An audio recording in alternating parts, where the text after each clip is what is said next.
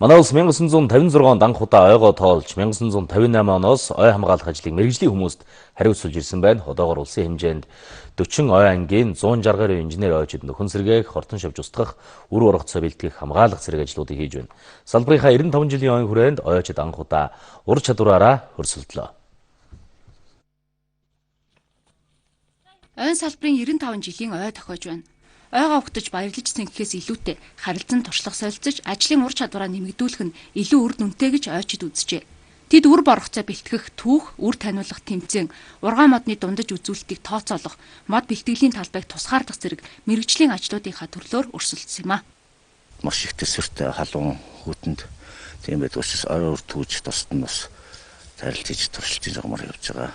Одоо бол ойд бол хортон завж, өнөөс авч голомтой гадлага бол багассан байна. Зарим нь бол бараг сая гарсан талбайтаас анги байдаг байх. Тэгэхдээ одоо 3 хүнтэй байдаг. Тиймээс ажиллахгүй ч үйл ажиллагааны зардал бол бас хангалттай байдаг. Орон тооны асуудал байгаа. Нэг 3.5 хүн ажилдаг нэг ангид. Гэтэл үүндээ бол энэ 3.5 буюу одоо 3-аас 4 хүн заримдаа 300-400 мянга талбай ойг хариуцж ажиллаж байгаа. Манай орны хамгийн өндөр мод Хөвсгөл аймгийн Эренчин лөнгө суманд байдаг. 42 метрийн урттай байна.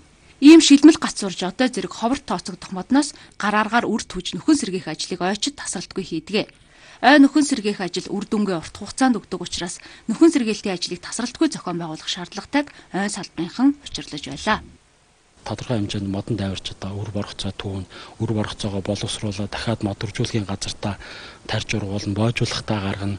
Ер нь бол одоо ингээд нарийн жижиглэх юм бол өлгийтэй дөнгөө төрсөн хүүхдээс ахуулаад одоо нас бие пассворд хүртэл л одоо очд энэ мод гэдэг зүйлтэй бол нагталбаатай байдгаа гэж хэлж байна. Мод маань өөрөө техникийн боц хүртлээ бас зарим төрлийн шилмэс модны 120 жил шаарддаг. Тэгэхээр бид нэр ойжуулалтын ажилдаа бол мэргэжлийн хэлгээр тайц ашиглаж байгаа хий дийлэнхтэй за он зурус байгууллагууд суулгаж ашиглаж байгаа гэхээр навчид мод тарьсан үр дүн бол бид нар бол дор хойж 10 жилийн дараа шилмүс модоор тарьсан ажил бол 15-20 жилийн дараа яг хүний нүдэнд ой болж харагддаг.